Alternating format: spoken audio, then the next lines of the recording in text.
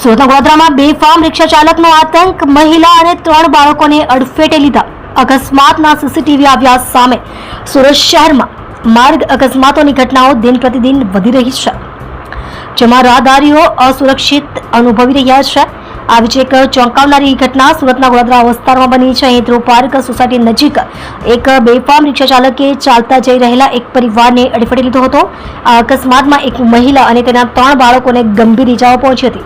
આ ઘટનાએ ફરી એકવાર શહેરમાં ટ્રાફિકના નિયમોના પાલન અને બેફામ વાહન ચાલકોના આતંક પર સવાલો ઉભા કર્યા છે.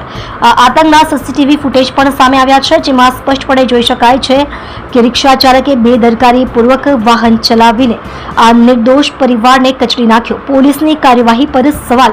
આ ઘટના બાદ સ્થાનિક લોકોમાં ભારે રોષ જોવા મળી રહ્યો છે. અકસ્માતની જાણ પોલીસને કરવામાં આવી હોવા છતાં કોઈ નક્કર કાર્યવાહી ન થવાનો આક્ષેપ સ્થાનિકો દ્વારા કરવામાં આવ્યો છે. આ પ્રકારની બેદરકારી પોલીસ તંત્રની કાર્યક્ષમતા પર પ્રશ્નાર્થ ઊભો કરે છે.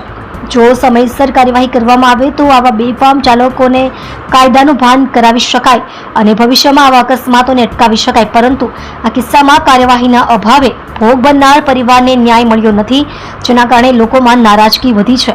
શહેરમાં સલામતીની ચિંતા. આ ઘટના માત્ર એક અકસ્માત નથી, પરંતુ શહેરમાં રાહદારીઓની સલામતીની સ્થિતિનું પ્રતિબિંબ છે. વાહન ચાલકો સામે કડક પગલાં લેવાની તાતી જરૂર છે, જેથી નિર્દોષ લોકોનો ભોગ ન લેવાય. સીસીટીવી ફૂટેજ જેવા પુરાવા ઉપલબ્ધ હોવા છતાં પોલીસ દ્વારા કાર્યવાહી ન થવી એ એક ગંભીર બાબત છે. સત્તાવાળાએ આ મામલે ધ્યાન આપી તાત્કાલિક પગલાં ભરવા જોઈએ અને ભોગ બનનાર પરિવારને ન્યાય અપાવવો જોઈએ.